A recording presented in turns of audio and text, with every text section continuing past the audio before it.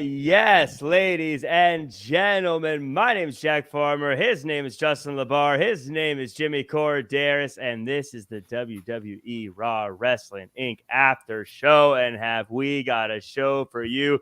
We've got problems, we've got solutions, and we got Cody Rhodes saying that he is it. But before we get into all of that, let me go ahead and just say hello to my broadcast colleagues. Jimmy Korderas, how you feeling today? Feeling good, my friend. Feeling good, especially up here. We're starting to warm up. We're getting there. What a beautiful day up here. We had some nice sun in this neck of the woods also today. But Justin, how you feeling? You got any big news from over the weekend? No big news. I laid some mulch down and did some good landscaping at one point. I'm going to set you up there. Like, yeah, you had an incredible weekend, didn't you? You want to share it? No, very, very quiet, but anymore sometimes quiet is okay with me. You know, I had a pretty fun weekend. I got flown up to Seattle to do some ring announcing for Defy Wrestling, and that was quite a fun show, quite an experience over there. They got a great setup over there at Washington Hall in Seattle, and great crew. There's a lot of people who are fans of the show there that tweeted out and chatted about it. So I want to thank everyone who did that. I think that was really cool. And also in the main event, Swerve Strickland faced Nick Wayne. Swerve, obviously an AEW guy, Nick Wayne, the youngest signing for AEW. And Swerve challenged Nick Wayne to his first ever AEW Dynamite match July 12th after Nick Wayne turns 18. He's so young. Once he turns 18, 2 days later, he's going to have a match with Swerve, it sounds like, at on Dynamite. So some news was happening there as well. So Pretty cool show all around. We'll see what happens on July 12th when that happens, but fun times at Defy Wrestling. Let's chat about some hectic times at WWE Raw tonight. They said it on the broadcast, but it was also talked about on Twitter and all the news sites. In fact, Fightful's Sean Ross Sapp reported that there was 50% of the roster missing. They were told that, he said, quote, "We're told Vince McMahon isn't at Raw today, but there were a lot of travel issues this morning that caused a lot of changes to the show." Wrestling Observer's Andrew Zarian and Dave Meltzer also added their own reporting saying 50% of the roster has still not arrived in Seattle due to travel issues, and there have been major rewrites for Monday Night Raw this evening. And also a large percentage of the roster wasn't there. Some weren't going to make it, and others were getting in late. So a lot of changes and backup plans were in place in recent hours. Jimmy, do you have any stories of situations where travel caused headaches at a live show? It has happened in the past. I mean, I can't think of any specific ones, but it's a unfortunate part of this industry, for crew, like for people like myself who are also on the crew as well as refereeing, is for TV, we would always be there the day before because we had to be in early to set up and do all that kind of stuff. But for talent, it's a little different. For talent, they have to, they come in day of. So you always run that risk of if there's a delay at the airport or a lot of times there's connecting flights because, much of the talent lives not on the West Coast in Seattle where they were tonight. So it is a definite issue at times, but I don't recall it ever being this bad where like 50% of the roster doesn't show up. At least it's not, nothing is clicking anyway. Right. Yeah, Justin, this was the first time it's happened since, at least this is what Twitter said, which is always 100% accurate. First time since that time when NXT got called up to fill in on SmackDown. But this, without getting into all the details of the show, I thought they did a pretty good job of filling 3 hours considering half the roster was missing. No, I would agree. I mean, I'll say this. I think this Raw that had to be maybe reshuffled a little bit because of who was available was far more entertaining and satisfying than last week's Raw, which is supposed to be one of the biggest Raws ever, which had a ton of rewrites there we talked about, but it was for who knows what other reason. So I thought they did the best with the hand they're dealt. And yeah, I mean, it's like when you figure, and I don't know if this is for a fact, but I have to assume you figure a large portion of your roster does, a lot of them are flying out of Florida. They're flying out of that part of the country, and they're going to the exact most opposite, furthest other corner of the country to Seattle. Mm-hmm. Plus, if you just watch the news every week in this country, airline flights are being slashed, and then just because of shortages of personnel, and there's all kinds of logistics issues. So it's bound to catch up with these guys and girls who travel the rate they do. And Twitter's probably right. I don't think we've seen travel disruption this aggressive for a show since the one you're referring to, when they were calling up Gargano and NXT guys, and that was because I think everybody was still internationally trying to get back from, I guess, Saudi Arabia probably. So yeah, I thought they handled it as well as they could, and even were able to kind of like thread, as we'll end the podcast with, even able to thread with, well, there's all kinds of travel issues. You're not seeing these other superstars, and then, well, I guess these superstars aren't available. Kevin Owens is a lone wolf tonight, and little fun ending. So yeah, it was really impressive. I think that kind of stuff is so impressive when they're able to make stuff like this happen at the drop of a hat and change everything. And I'm actually kind of surprised, knock on wood, I'm surprised we don't hear more about that kind of stuff happening, because you think about how many flights have to happen each and every week for a show like for the WWE or AEW or any of these big shows to have happen. I'm just surprised you don't really hear about it happening on a regular basis, but I guess they're able to make things happen. Jimmy, can I toss a question out to you? Sure, absolutely. And I started thinking about this a few weeks ago when the video of Rhea Ripley, when she was getting really hounded by like autograph hounds at the airport, and she kind of made her statement of like, I would almost wonder, I wonder with the money that this company has and the direction they're moving in, if you have enough guys and girls who are based out of the Tampa, Orlando area, and even if there's another one or two cities where you can say, okay, this is kind of like become like a hub for our talent to live. Right. Would it be feasible to just dedicate a corporate plane that could get at least a chunk of them? I know it's never going to be perfect. If this person's got to go to this town to do media, they're coming off. It's never going to be perfect, but you could probably transport a decent percentage of the talent, and they can, because they're flying private, they can avoid baggage claim and all the public areas where they are getting harassed. That's a good question. You know what? The issue here is, how expensive is it? Like from a company standpoint, you look at, is it less costly for them to fly them commercially, especially because they don't, a lot of them don't fly business class unless it's a certain individual, like an Undertaker will fly business, or somebody like that. But everybody else flies, coach, and they accumulate their own mileage, and they do the upgrade, whatever. But I think from a fiscal standpoint, a logistics, as far as money goes, I could be wrong because I don't know the exact cost of chartering an airplane. I know we've chartered a few to go overseas. Right. I've been on those, but to charter an airplane on a weekly basis, or to even purchase one and having to store it at the airport, having to do all that and hire pilots and all that.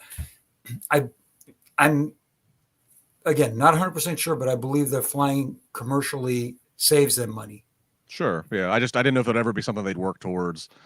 It's the same thought of why every professional team, you can play for the Pittsburgh Steelers. You can live wherever you want to live, but obviously during season you can live in Pittsburgh because it affords them the fact they can travel everybody all at once. They can, avoid liability. Again, WWE there's no off season, so it'd never be perfect. But I wondered if that's something the company could ever move towards, or again, the talent try to negotiate of having that provided for them, so they don't have to, to tough it out and acquire their Delta miles by toughing it out and coach. No, it sounds like a great idea. But like I said, I think from a money standpoint, I think it is a lot more than it would to fly them, like I said, commercially. Yeah. I'm always been surprised that they don't do the booking of the travel. WWE doesn't do the booking of the travel, because they would probably get way crazy deals if they had some sort of corporate account, and then use that to mitigate, I guess, contract costs of the wrestlers or something. I don't know. It just seems like they're doing it. They're doing it right, obviously, because they just sold for $9 billion. But to me, it always just felt like they could handle that in house and then build that into contracts as opposed to just paying more money or whatever. I don't know. But speaking of paying people more money, Logan Paul has just re-signed with the WWE. No longer can I call him the greatest celebrity guest wrestler ever, because I think he's just a pro wrestler at this point. Justin, he is Logan Paul one of the boys? I mean, I would have to imagine he's earned the respect. I mean, I don't think you're ever going to see him full time working every Raw, every SmackDown live events. That's just not who he is. That's not what the attraction there for. But I think in terms of he's been put in several situations of being on big stages, a couple Manias, a Saudi Arabia event against Roman. I mean, he's been put in big, high pressure situations, and he hasn't disappointed. So I'd have to think he's at least earned the respect of the boys, of the locker room. So on that, yeah. A good signing, a good re-signing. I mean, I again, you're not going to overexpose him. He is a special attraction. But whatever that contract's worth, however many zeros were in it, it's worth it, because we've talked about just the attention it brings, the new eyes it brings. Even if a majority of his audience is not sitting down, ordering the premium live event, watching from start to finish, even them engaging socially with the videos that he's putting out there, and it all comes together in a beautiful formula, a beautiful algorithm of it's worth it. It's worthwhile. It makes the presentation and the reputation of the company continue to be elevated and bigger. So yeah, absolutely. I think he's one of the boys from that definition of he is drawing money for them. Jimmy, in your time, do you have any stories or have any recollections of a celebrity that's come in and been a part of the show, and maybe some things that were done right or things that were done wrong as far as them getting well acquainted with the locker room, so to speak? Oh, wow. That's a tough question. I mean, I think back to all the celebrities I've had the pleasure of, like a Mike Tyson and stuff like that. That was the one that surprised me the most. He was the one who seemed in awe of everybody. You know what I mean? And yeah, happy to be there and stuff like that. But as far as, wow, man, I feel bad now because I can't think of anybody that was kind of like, if you can throw out some names out there, maybe they'll, because Drew Carey was kind of cool, all that kind of stuff. Will Sasso doing the Stone Cold thing. What was Pete Rose like at all of his manias that he started doing the stuff with Kane? I didn't get to interact with him very much, but he seemed okay. He seemed fine with everything. Well, this is where I like to go through and say, make sure to hit the like button, comment, share, subscribe, 5-star review on Apple Podcasts. Let us know all the stuff that you love about the show, what you want to hear more of, things like that. Too bad DraftKings wasn't around in 1998. Pete could have bet on his own own involvement with Kane. Oh my goodness, that would have been fantastic. We got a couple of super chats here. Mia Lee, I see you sent through two. Both of those are kind of the same segment, so I'll get to both of those once we get to that segment. But in the meantime, best in the smokers world with a question for Jimmy. Jimmy, I'll be at AEW in Milwaukee, the same building where Austin cut the 316 promo. You were the one carrying Jake the Snake to the back. Were you able to hear the rest of that promo, or did you miss it? No, we were listening to it, and as we were walking by, like you said, we were walking right by where Michael Hayes was interviewing Stone Cold, and you can hear the promo over the loudspeaker and stuff like that. And then we heard the line, you talk about your Psalms, you talk about your John 3:16s. Austin 3:16 says, "I just whipped your ass." All of us kind of looked at each other, and Jake kind of looked at us and went, "That's money." Yes. That's all he said. That's money. Yeah. I remember definitely having that when Stone Cold said that. I remember saying, "Oh!" I was a little kid though. So I was like, "Oh!" A high pitched kid voice. But we have but I remember thinking that was the coolest thing ever when that happened. Thank you so much for those super chats. Again, Mia, we'll get to you once we get to that segment of the show. But everyone in the chat, thanks for joining in.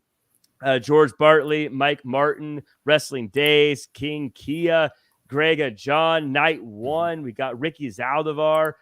We got Dream Realm Studios, Big John, Baby Ice, Wayne, Deep Kumar, Doc P, Blue Chew, Jonathan Mitchell. A lot of names I don't see regularly. This is great to see. Michael Aldap, and so many more. Thank you for coming through tonight. This is a lot of new folks coming through. The Jeff King, Dylan Matthews as well. Got to give him, and Killer a Demon 669. Thank you guys so much for coming through. And Kevin Irving with a super chat that I think we should just meditate on for a while here. For once, I have to agree with Jack. Logan Paul is better than Bad Bunny. Sorry, Issa. Oh. So this is where the rest of the show is going to go. We're just going to keep this super chat up for a little bit. Oh, my goodness. We'll say Bad Bunny has a chance to prove himself here coming up soon. So we'll see. But thank you so much, Kevin, for that. Yeah. And if I could just add one thing to that Logan Paul thing, and this is going to get some heat from the AEW faithful.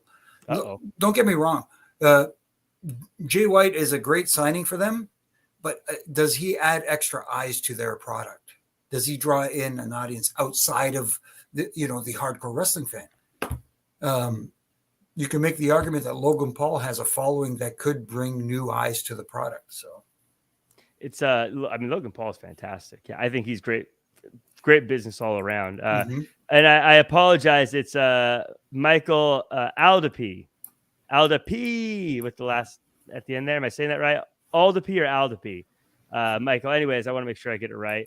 In any case, let's talk about this show. We got a good one here. Again, half the roster not there, still made it work. We start with Rey Mysterio in his LWO gear. Rey says it was a roller coaster of a year when Dom comes out and talks about Rey and Bad Bunny. And Dom says he doesn't want to fight his dad, so it'll be Balor who does. We get Rey Mysterio versus Finn Balor in a multi-segment matchup that ends with Dom getting involved and Balor getting the win.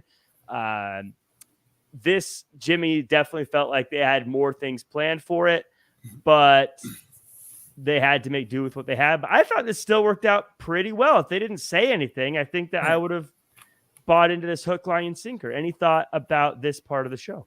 No, I enjoyed it. I thought it was a very good match. I was a little surprised seeing Finn Balor come out because I thought it was going to be Damian Priest. But then again, we saw no sign of Damian Priest and Rhea, so they could have been unfortunate victims of the travel mishaps that were going on all day long.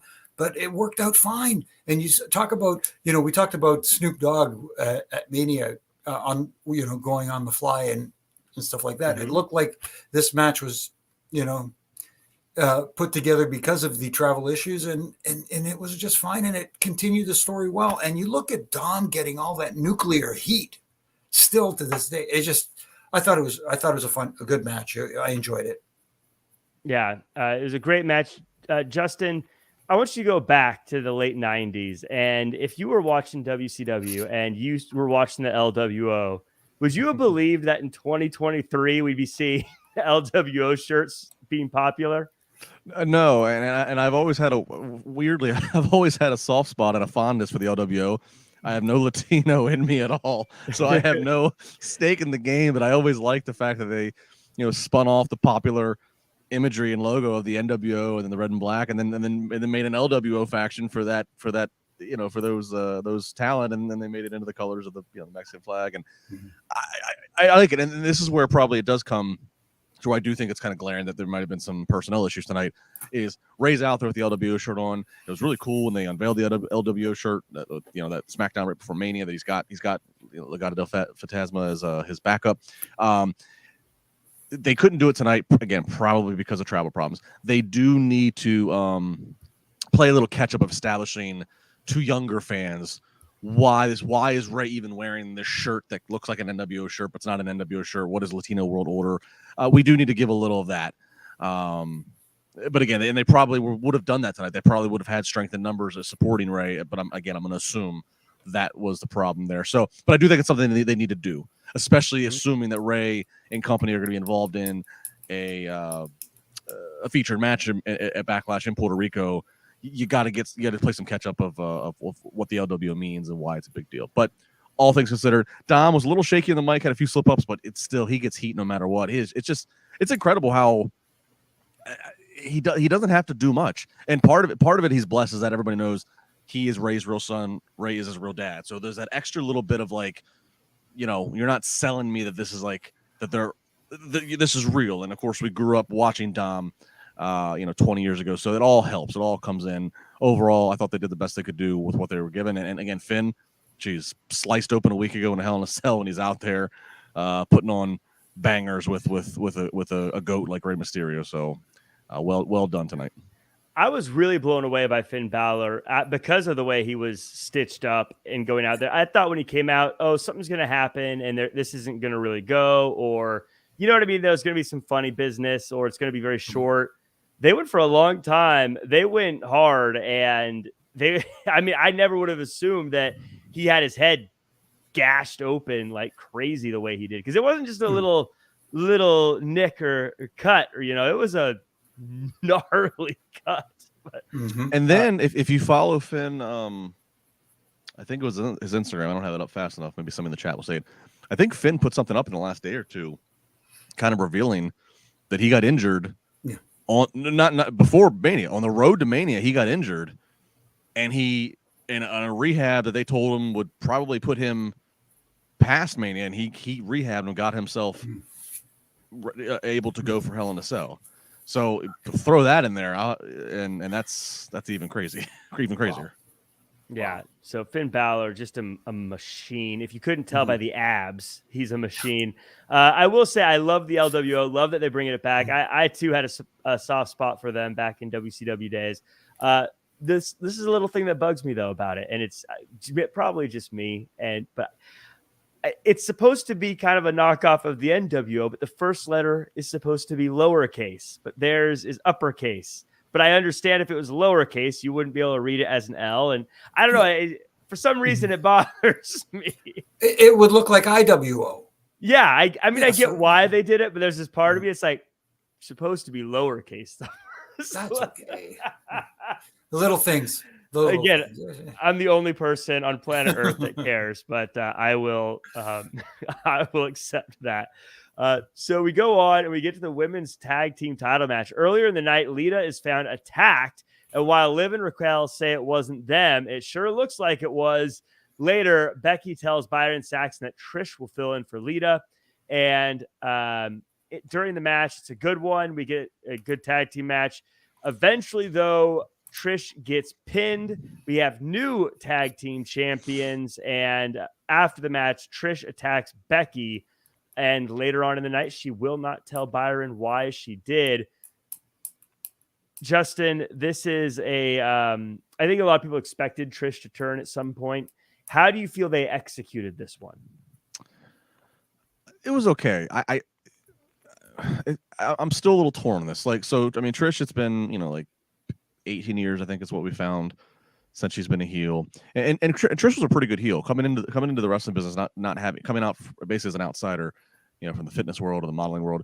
I thought she was a really good heel when she was, but that was before she became Trish Stratus, the superstar, the women's main eventer that she did. So part of me's like, does everybody want to boo Trish Stratus at this point? I get that she has credibility, so I get that if she's this nasty heel who's turned her back and is antagonizing now Becky Lynch, so that could help again be another elevated chapter in Becky's future Hall of Fame career. So I get the attempt here, but I just wonder, town to town, whatever show you have Trish on, do the fans want to pay a ticket to show up and boo Trish? And I also look at the flip side, and I think Jimmy and I think we've all talked about this before.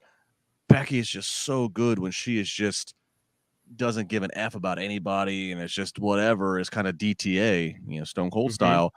So I don't know. I right now I feel like I would have rather seen Becky turn her back and say, look, you old timer, you're the one, you try to step in, you lost the tag titles, I'm in the prime of my career, don't screw with my career. I feel like that would have been a better situation, but that's just hindsight booking right now, 2 hours after it happened. I'll wait and see what happens. Maybe they'll surprise me, but I'm not fully sold on how on the decision and even the execution. Even Trish, how she attacked Becky from behind, it wasn't the timing, whatever. I thought it could have been bigger. I thought it could have been a little bit more. But we'll see. I like Raquel and Liv. I like the fact they're coordinating their looks and their outfits and their wardrobe. It's always big to me when you have two single stars that are going to be now put in the tag team title picture. Just sell me as much as possible that you are a tag team unit and not two single stars that just happen to be together, and they're starting to look it. So I like it. Jimmy, the things I like about this situation and this setup here is I like that Liv and Raquel are tag team champions because it gives them credibility. It gives them a reason to be on TV, and it gives more time for them to do stuff without them having random, quote unquote, random matches. I also think Becky is a star. Let her be a single star. So I like the outcome in that sense. I like where we got, but I do kind of agree with Justin. I'm never booing Trish. I don't care what Trish does. I'm never going to boo her. I mean, I'll play along, if that's, and I'll say, okay, she's the bad guy, but I'm going to Justin's point, when I buy a ticket, I'm going to be like, yay, Trish is here. Where do you sit with this setup? I sit in the same section as you. I don't see the crowd wanting to boo Trish, regardless of what devious deed she did tonight. You know what I mean? And it wasn't that devious. That's the problem. It felt, obviously it's been rumored for a little while now that she was going to turn heel and stuff like that. So people were half expecting it, maybe, but at the same time, it just felt so random and just out of the blue. And of course, I'm always having the problem with the roll-up of death being the most devastating finishing maneuver in all of wrestling across the board now, regardless of what company you work for. But yeah, and the other thing is that I will say, I like Justin's idea, but at the same time, I don't think the crowd wants to boo Becky either. So you know what I mean? I don't think she would get the boos either. So that's a tough one. Who do you make the heel in this thing? Obviously it looks like it's going to be Trish, but at the same time, to both of your points, nobody wants to boo her.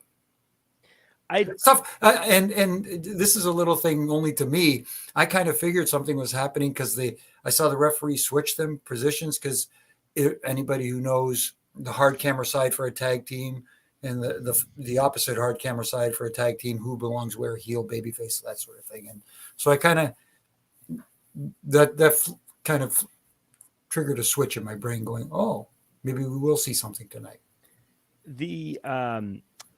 I do hope that there is at some point an explanation from Trish, because the way it seems to have played out, if we're watching this if we're trying to figure out how this was supposed to play out, is that Trish attacked Lita to get the shot as a tag team, then tried to win the match. After she lost, she attacked Becky.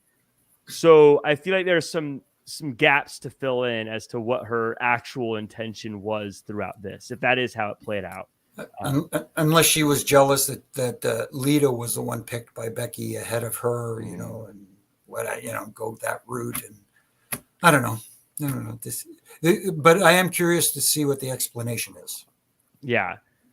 We'll have to see. Maybe if I'm just playing quick fantasy booker here, maybe what we get is Becky versus Trish at Backlash, and Lita costs Trish the match. Then we get Trish versus Lita one last time, retirement match, SummerSlam, and that's how they set that up. I don't know. Hall of Famer match. We'll see. That'll be a good one. But we'll see. I'm interested. We move on and we get to Bobby Lashley versus Bronson Reed. And I love the way they pitched this, the Big E special, big meaty men slapping meat. Bronson's too big to put the hurt lock on. This whole thing ends in a double count out. They brawl, and even as people try to split them up, they just keep going. Justin, I absolutely loved this. This may have been one of my favorite parts of the show. We've been talking about, they've been building up Bronson. Seeing him in the ring with Lashley and just how big he really is, I'm sold on Bronson Reed, Justin. They've done it for me. What say you? Yeah, they still have some work to do with Bronson Reed, but you're right. Put it in perspective when you put him. Everybody knows Bobby Lashley is a solid physical specimen. So when you see Bronson still looking dominant in size across from him, that does things. Yeah, and I like the Big E special. I think the Big E special might overtake on the menu. Maybe it's this modern day on the menu takes over for Slobber Knocker. Yeah, and this was a rare time. First off, the double countout finish, good decision. Bobby certainly needs protected. He was just the Andre the Giant winner. Obviously, got screwed out of not having a Mania match for one reason or another.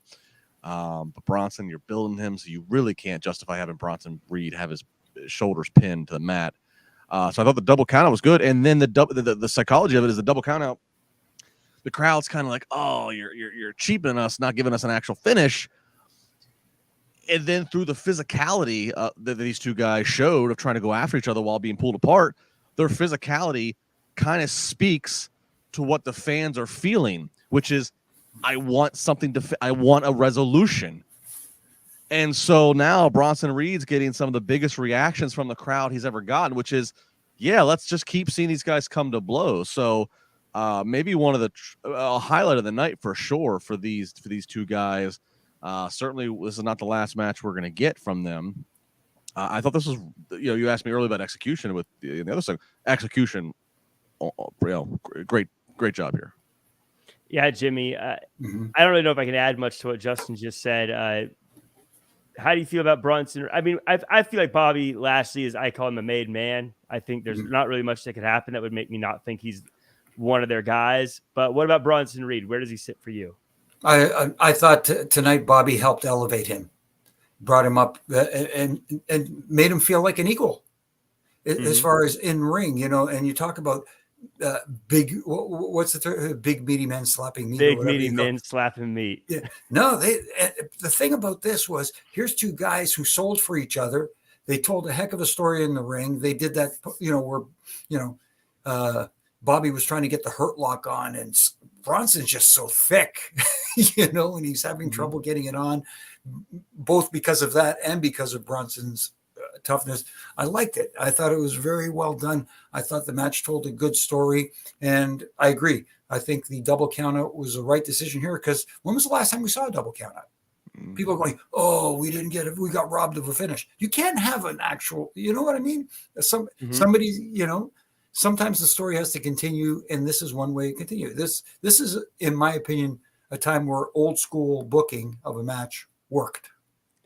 It's so funny you mentioned that we haven't seen a count out loss in a long time, because it's been so long that when it happened, I can't remember who, but someone got hit in the ring post, like right as the bell rang. And at first I thought, wait, did he get DQ'd for hitting the ring post? That's not it. I thought it was a DQ thing that happened. And then it was like, oh, it was a count out. Okay. But that's how long it's been since there have been a count out, because it didn't even occur to me that could have been what happened. So I thought it was great. And yeah, this is one of those ones, give it a little bit more time. And I also think that once Bobby Lashley gets Bronson Reed in the hurt lock, people are going to lose it. It's going to be great. And it's just so simple. Can he do it? Can he do it? He did it. And everyone's going to go nuts. It's going to be great. And that could be a moment, Jack. But at the same time, as you kind of said, Bobby's kind of like a made man. Like nobody's going to ever doubt, like, oh, Bobby's being buried. Bobby's, it's like Rey Mysterio. And you're just such a made man that you built up this equity that you can afford to give losses to elevate people. And, look, I always say that the biggest reaction Bronson has been getting prior to tonight is when he does get up there and does that big tsunami splash. That's the one time he gets people to really react, because they see somebody of his size soaring through the air like that and the impact he delivers. Imagine if this thing goes, 2 or 3 rounds, and then finally maybe there's one more match and it's still inconclusive. And then we finally get we must have a winner match, and he hits that on Bobby for the first time. And that's what puts Bobby down. That could really start getting some reactions for Bronson Reed week to week if he does something like that. And so Bobby might be in the process of helping not make Bronson, but certainly bring him to the dance. Yeah. M. Singh, by the way, saying that coming home from the show in Seattle, what Kevin Owens said after Raw went off the air was touching. Let us know what he said. If you put that in there, I'll make sure to highlight it and read it, or at least the gist of it. You don't have to write everything word for word, but just kind of where he, what he was going for. But we also got Jonathan Mitchell. We are all from USA or Canada. Speaking of where people watch. So Cody Rhodes came out, and he said he lost and he's sorry. He said that he was told he needs to earn it, but he is it. And he said, tell me why. The challenge it, and then challenges Brock Lesnar to a match at Backlash. Justin, I feel like you can just assume this anytime Cody comes out to the mic, but this was just an incredible promo. Yeah, this promo is it's just one of the great examples of Cody Rhodes was a mid-carder when he left WWE, however many years ago that was. Maybe he had it in him at the time and wasn't given the opportunities, or he was asked to do it at Stardust or whatever. But this promo that he did tonight, again, just kind of it defines who he is now, that he is a main event star. The words he chooses, the tone that he does. I mean, he cut that promo, and I'm real big on Brock. Everybody knows this. I'm real big on Brock. I say he's generational. He is. But Cody cut this promo and the context and everything in it and the words he chose and using the whole looking in the mirror and you're a predator. Well, I'm going to make you look in the mirror and I'm going to make you be prey. You're going to be a victim, my victim. All the words he chose and all the context and all the fire.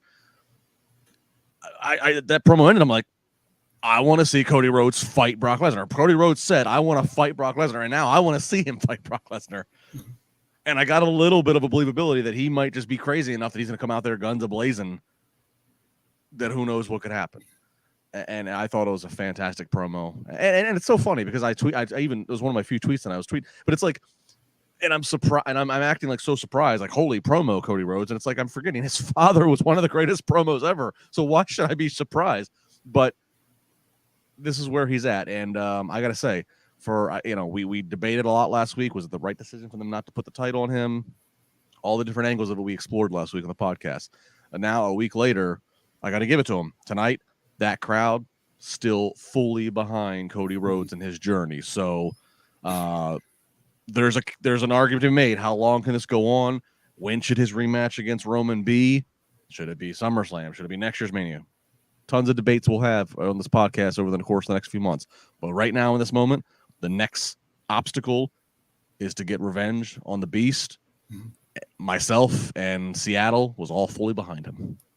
Yeah, Jimmy, this was something that I know coming out of WrestleMania, a lot of people were saying Cody should have won. Cody should have won. Cody should. That's in the rear view, though. And I feel like after this promo, I echo Justin's thoughts. I want to see Cody fight Brock. He, in one promo, made me stop thinking about Cody versus Roman Reigns. And now I'm all in on Cody versus Brock Lesnar. And that is not an easy thing to do.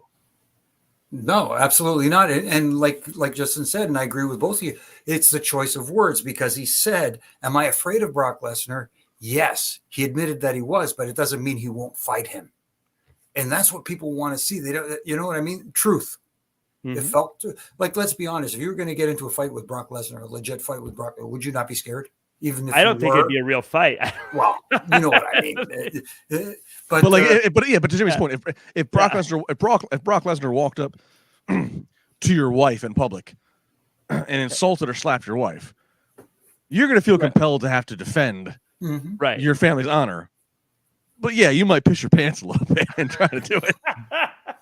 The same way an ant would try to bite me if I got in its way or something is the same way I would try to fight Brock Lesnar. And the other thing I loved about this whole situation, this whole promo, I just love the promo because he put the blame on himself. He says, he assumed responsibility for the loss. He didn't start pointing fingers, because of this and because of that. And, people, and like you said, Justin, people were behind him. So one of the arguments from last week from WrestleMania was, can they get that momentum back? Can they get that investment back? Can people buy into that moment? And tonight gave me at least a little positivity, saying, you know what, maybe they can recapture that moment, but it all depends on where the story goes forward. Yes, maybe he needs his own hard times, so to speak. Well, and Cody gave his compelling, I'm scared, but I'm going to fight you tonight. So they advertised, and he challenged him at Backlash, and which I kind of surprised about, because I thought, okay, you got Backlash coming up. We think we have a Saudi show probably. Usually we have one in the spring. July 1's Money in the Bank. Then you have SummerSlam, which they now do earlier. They do it at the beginning of August. So I was like, all right, they could maybe milk this whole Brock Cody thing for a little bit, but they're going to go right to the next live event, premium live event they have, we assume. And Brock's advertised to be on next week, and so we'll finally hear from him. Brock could elevate the story even more if they give him a good enough explanation of why he did what he did to Cody. Cody kind of threw out his speculation of why, but let's hear what Brock has to say. And Brock, who once upon a time they needed Paul Heyman to talk for Brock. Brock has turned into a pretty good promo these days because it keeps it short, sweet, and keeps it real. So if he can come out and with his conviction give out his reason of why he had a problem with Cody Rhodes, that could help the selling even more. So, and our I'm going to call him our correspondent Dylan Matthews says KO said after Raw that it was an honor to headline Mania with Sammy, and WrestleMania is an honor for everyone in the back. He then said that he does what he does for the fans and the fans only. Oh, wow. Very, very cool of him to say. But yeah, I mean, Cody, Brock, I'm here for it. I'm excited about it. And it may be hard times. We did get a super chat from Brian Barry. Brian, thanks for being patient here. He says, off topic, imagine if Cody beat Roman, then have Cody beat Brock at Backlash. Imagine his star power then. Sorry, Brian, I don't see him defeating Roman. Where would he defeat him? On Raw? On television at a live event? You know what I mean? So, I think he meant if he won at WrestleMania and then went on to beat Brock. Okay, I misunderstood then. Well, go ahead, Justin. Well, no, I guess, you know, I was not happy Sunday night when we did this podcast, Mania Night 2, that Cody lost. And then I kind of slept on it, and I thought about it some more Monday, and I'm like, well, I guess the flip side of it, and I expounded upon this further on Busted Open on SiriusXM with Dave and Tommy, which was, I guess the flip side was, all right, like if I got what I wanted as a fan, if I got Cody winning the title, well, what does Cody do after that point? You're not gonna line Seth Rollins up against him and have Seth go 0-4 against him. You're not gonna have Gunther or Austin Theory, who are your mid-card title holders, who are just booming right now in their career. You're not gonna line them up and have them lose to Cody, because surely Cody's not gonna just have his one title defense and lose. And then it's like, yeah, Brock could step up and challenge him. I do think there is, from logic, there is more to it of having Cody continue to chase and slay one beast or one obstacle at a time. And try to continue to build that momentum. And he even kind of touched on tonight where he's like, you know, oh, I haven't earned it. And it's kind of by him saying that tonight, it's kind of like, okay, put in perspective, like WWE is going to make him, okay, yeah, he did Stardust, he did Dashing, he did Legacy, he did all the things in his previous WWE life. That was mid-card Cody WWE life. Right. You're in main event WWE life. We're going to make you earn it on the main event level. You're going to take on Brock. You're going to take on and start rattling off some other proven main eventers, and that seems like that might be the trajectory they're going to go, all in the hopes that the crowd is there with it. So, yeah, Brian, I think kind of I kind of reverse your logic. It's kind of like, you know, he lost to Roman, well, now he's going to go through every one of those top names that Roman has beat in this incredible run, and Michael Cole listed them all off at Mania on commentary, but you know, and Brock's one of them, and you know, all these people. It's almost like have Cody go through all of them. Have Cody beat all the people that Roman has beaten, and then come back around and say, okay, nobody's left. It's you and me again. And, you know, I think long-term, that's the best way. That's the right answer. Because I agree. At WrestleMania, I was like, oh, come on, man. Like, maybe because I was there and I wanted to say I saw it happen. But also, I think WWE's gotten a little bit more self-aware of what happens when they anoint someone as the guy and then make them win all the time. And I think that this is a very smart way to say, yeah, Cody's the guy, but that doesn't mean he's going to just win all the time.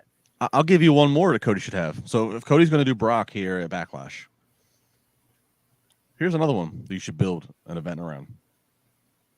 Cody versus Logan Paul. Logan Paul was one that Roman beat, but as we discussed earlier, Logan Paul has shown up and he's worked against some top talent with Seth and Miz. Cody Rhodes, Cody beats Brock and he starts just strutting along, getting closer up that mountain, and Logan Paul comes in and says, "Whoa, whoa, whoa, whoa, whoa!" You know, and have Cody and literally have Cody's like, "Go back to your YouTube show. I'm here to fulfill a family dynasty and legacy," and that's a great little fodder. And we know Logan has the athleticism and the ability to play heel so that's another one. Cody Rhodes versus Logan Paul. Write it down in pencil. Save this podcast right now and we'll clip it.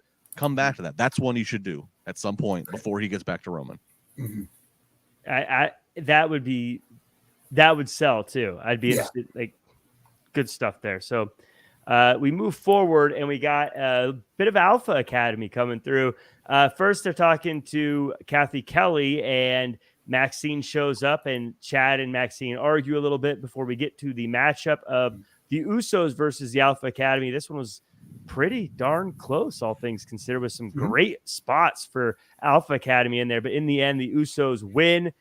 Jimmy, I'm so used to writing the Usos retain. I wrote that in my notes, but man, you can just feel the tide of love washing up to the shores of Alpha Academy, can't you? Oh my goodness, the fans are starting to gravitate towards them huge. And this is the time to make them a big time baby faces. And not only that, here's where you can really elevate them. No, I don't think the loss hurt them tonight. I thought it was a good match. It was a fun match.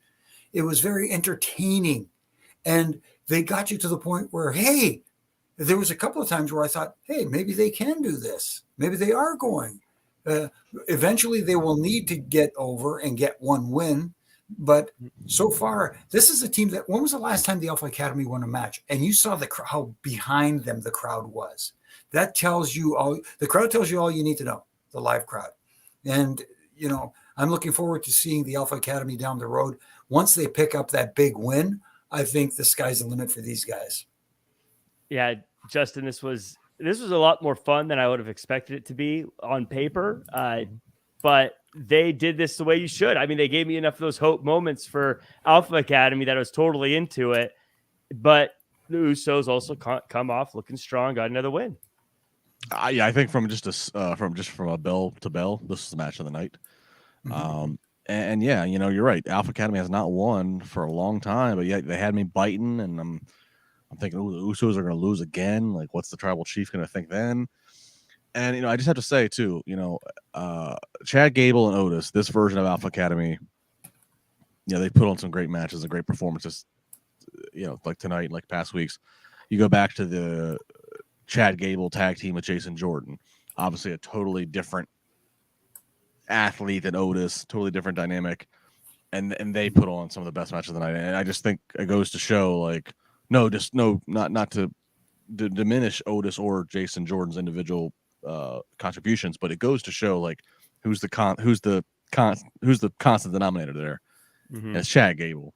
I mean, this just at some point, and I hope it is, at some point, this guy needs to be worked into a US or IC title picture, because he fits. He deserves it. It fits. It'll work. And he can do it as heel or face. He can do it either way. He's proven that he can do heel or face using the same shenanigans, or just the context of how he uses it. Right. So. Right. Yeah, I think he's gonna have a very big 2023, one way or the other. Yeah. As we move forward, though, we get to the damage control bit of the night. Bayley wasn't able to get her team a tag team title shot, but she was able to get herself a number one contenders match. The team isn't happy, so she gets it changed, and it's going to be Io Sky versus Michin versus Piper Niven. And much to Bayley's chagrin, it appears, Io gets the win after hitting the over the moonsault on both Piper and Michin, but pinning Michin. Jimmy, this is I love it when teams start to have tension. We've seen a lot of it in WWE these days, but I feel like it's a winning formula. How do you feel about Bayley not getting the shot she wanted? It kind of interesting that she gave up that opportunity. I find it interesting that she would, but at the same time, I like the tension that's going on. I like that they're slowly building this tension, as opposed to, you know, having that quick breakup and make him, you know, that sort of thing. And the way they did it was very interesting, you know, because like you said, Bayley was in talking to Adam Pearce to get in that three-way match for, I guess it's an opportunity at Bianca Belair. The winner gets a shot at Bianca Belair in that three-way match. And excuse me. And then when her stablemates, for lack of a better term, you know, complain about, hey, you're going in there, you're thinking about you. What about us? Help us out. And then gets the match for Io Sky. I thought very interesting. And the little expression on her face after Io won the match, that little expression told a hell of a story. That it was kind of like, yeah, she won the match, but that could have been me. Mm-hmm. Yeah. Or should have been me. I think Dolph Ziggler owns that line, but Bayley can use it for now, I guess. But of course, Justin, yeah, I think one of the most important things I was thinking about in pro wrestling that never gets enough credit is those little facial expressions. And Bayley just nailed it in this whole matchup. And it was needed. It was much needed. There needed to be something injected into the life of the Damage Control storyline and dynamic, because I mean, let's face it, going into tonight, Damage Control stock was somewhere between Blockbuster Video and Marlboro Light cigarettes. It was just so like, just so I guess get a win where you can get a win, and Io Sky gets a win. Yeah, this is also, it appears that she's going by Michin now because that's all they called her. Also, interesting. I felt like they said the words backstage and medical facility a whole bunch tonight. I don't know if that means anything, but I feel like those kept coming up a lot. And I have a big apology to make. I messed up. Mia Lee, you had some super chats. I was saving them for the right moment. I thought it was this segment, but it was actually the tag team match. So Mia Lee, I apologize. We're going to talk about your super chats right now. But first, we'll go. Mia Lee asks, what's next for Lita? Does she turn heel also? I want to make sure we give these some time here. So real quick, Jimmy, do you think that Lita is going to turn heel as well? No, I don't think so. I think like it was mentioned earlier, this is probably going to lead to a Hall of Famers match down the road and possibly at SummerSlam. And then also, Mia Lee asks, why would Trish attack her bestie? Was she in on it? Justin, do you think? What do you think? Do you think Trish actually attacked Lita? Because that's just an assumption right now. I don't think so, because then I'm always one that's like, well, why would she attack and then go out there and bust her ass, clearly attempting to win a match? Like, if she was going to be the one who attacked, then you have her avoid any physical contact in the match. You have her, it doesn't really make sense that she went the distance in that tag team match with Becky as her partner. So no, I would figure that in the moment something snapped, an epiphany happened. She attacks Becky, and then maybe Lita's kind of torn between new best friend, old best friend, and kind of she's playing the person in the middle. But like Jimmy said, you kind of can eventually angle towards a novelty match of these two Hall of Famers against each other. Kind of, again, 20 years later, here we go again. But yeah, I don't think she attacked. I don't think that's the grand plan.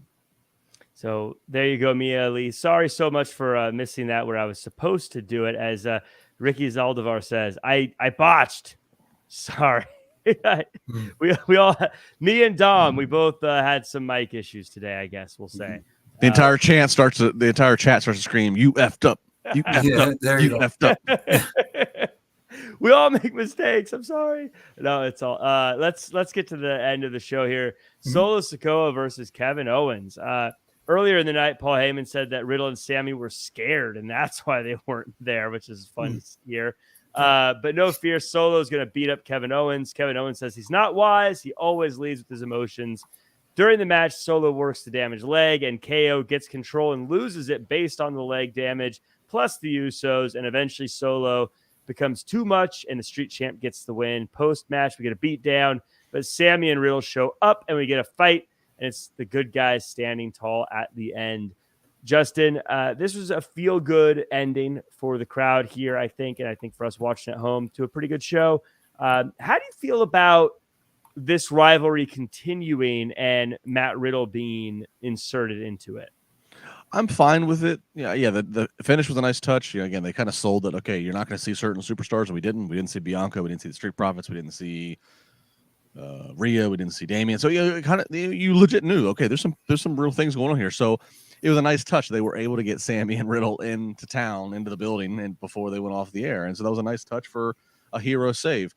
But I'm okay with this.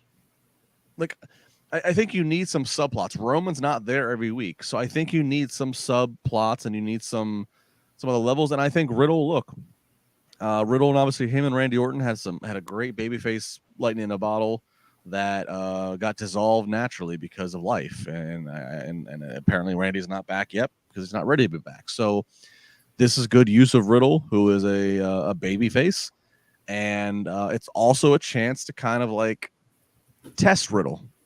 You know, it seems like he's had some slip ups internally, and so this is a chance for them to kind of test him.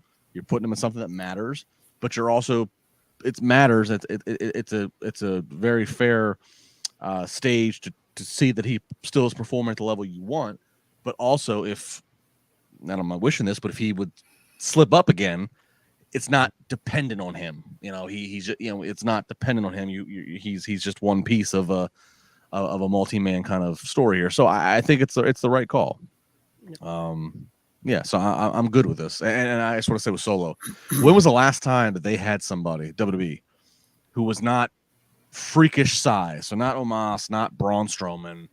Those are the two that come to mind immediately. But like, when was the last time they had somebody who, relatively speaking, kind of just fit in the lineup that they protected so well? I can't think. It's hard for me to figure out who that would be, but they have protected Solo Sikoa, who was 8 years younger. His older brothers, Jimmy and Jey Uso, but he looks the part.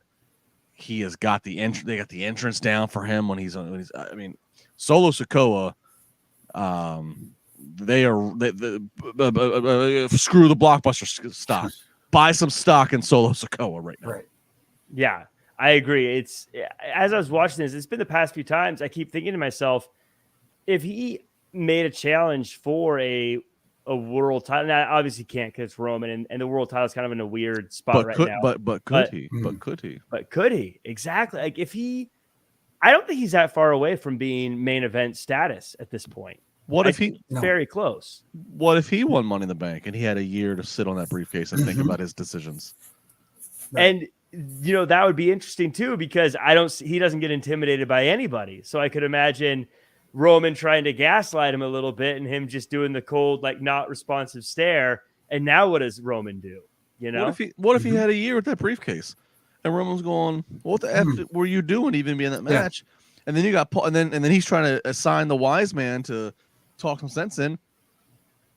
Maybe the wise man realizes Solo is the next proper investment to be in. I mean, there's a lot of potential. I mean, we're really getting big picture here. Sorry, Jimmy. But that's a lot. There's a lot. But that's the beauty of this whole bloodline storyline, is that there are so many different directions you can go that make sense and also can be very telling and get people invested going, oh my goodness, I didn't expect that. Or, oh, that was awesome, which we got a lot tonight. This is awesome, Chance.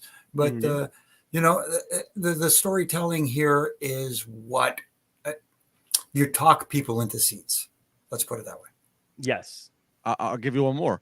What if the next time Cody Rhodes challenges for that undisputed world title against Roman Reigns, what if Solo Sikoa is a factor, but he swings the pendulum the other way?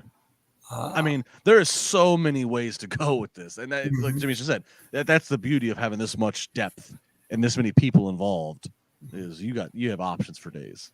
Well, and it's easy to see why they didn't blow it all up at WrestleMania too, because of this. Yeah. If they had blown it all up at WrestleMania, there's a lot of things that you can't continue, but now you can. And again, Solo is basically there. I mean, Jay is basically there. Sammy's there. KO's there. Riddle will probably get there very quickly coming back. Always, I don't know. It's just the bloodline thing works. I'm into it. I like it. I'm happy with it. I think that does it for us. Before we sign off, though, Justin, any final thoughts on the show, and where can the world find you online? Overall, like I said, pretty good show, all things considered, what they're dealing with. And I think I'm happier I am now talking about the show than I was a week ago off of that one. Look, all the Vince chatter and this and that, he wasn't in Seattle tonight. And again, there was shuffling of the show tonight only because of personnel, but we weren't hearing of frantic rewrites and things that we heard about last week. So let's just try to stay calm. All in all, I feel like this was a Triple H show, though, still with how and who they're pushing and why. And so for all that stuff, let's just try to stay positive. At Justin LaBar on the socials. Monday nights, I'm here with you guys. Wednesday nights, I'm back with Jimmy after Dynamite. Most Fridays mornings, I'm on Sirius XM's Busted Open Spar with LaBar. So hit me up on social media. Be kind. If you're a troll with no profile picture, I don't acknowledge you. Or I just mute you, which muting's fun. It's better than blocking. Muting's fun because you don't know that I can't see your comment, and I just ignore you altogether. Right. Yeah. By the way, if you're on social media and you don't have a profile picture, or if you have some picture that isn't you, credibility drops. I don't know. Just throw it out there. If I can't identify you and potentially slap you in public, don't reply from me. But by the way, as we go through this in the chat, everyone, let me know what you guys thought of the show. We're seeing a lot of 7s and 6s in there. But Jimmy, final thoughts on the show, and where can the world find you online? I thought it was a fine show under the circumstances. This is, in some regard, booking a little bit on the fly. They had to do some adjustments, let's put it that way. And I like the fact that one of the biggest things I took away was not only the matches that were good, but also the Cody thing.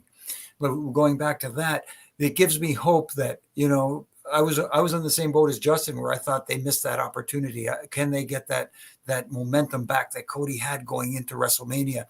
Now I have hope that it is there with the proper storytelling, with where they go next. And people are behind them big time, especially against Brock right now. So I like the storytelling process. People are still solidly behind Cody, and that gives me hope that they can get back to where I thought they were. WrestleMania main eventing. And as far as the social medias, you can find me on all my social media platforms at Jimmy Korderas on Twitter, at Real Jimmy Korderas on Instagram. And, you can catch me here on Monday in Triple J, and on Wednesdays, with Justin and usually Issa. And from Monday to Friday, you can catch me on all my social media platforms doing my Ref and Rant. And on Wednesdays, Reffing It Up podcast with my good brother in stripes, Brian Hebner, and also RJ. We got Gangrel this week, of all people. Ooh. Yeah. Fun. So it should be interesting. Any blood on your shirt. Yeah. I'm going to have to. Anyway. Yeah. Well, thank you to everyone who joined us in the chat. Of course, I'm Jack Farmer. You can find me at Real Jack Farmer across all social media. If you want to check out that Defy show, I did ring announcing and some commentary for. You can check it out on defyondemand.com. Eventually, it's not uploaded just yet, obviously, but it'll be there soon enough. I'll also be at the Irvine Improv tomorrow for a Championship Wrestling's tapings. You can see those shows on YouTube, and I usually post links to those every week on my Twitter account. Make sure to check out the After NXT show here on Wrestling Inc. tomorrow, as well as the AEW Dynamite After show on Wednesday, the Thursday News and Notes show, and the Friday SmackDown and Rampage show. Thank you, everybody who came through the chat today. Ricky Zaldivar, Tuck Graff. By the way, Tuck, you don't need a picture. We weren't talking about you. You're fine. Also, Nicholas and Jonathan Mitchell and Dylan Matthews, Dream Realm Studios, Huffman Elite Training coming in at the end there. Appreciate you coming through. Jason S., Killer of Demons, and everybody else. Joey Segura, Stephen Camp, stalking you, and all the rest. Thank you guys so much for coming through. Like, comment, share, subscribe, and we will see you guys next time.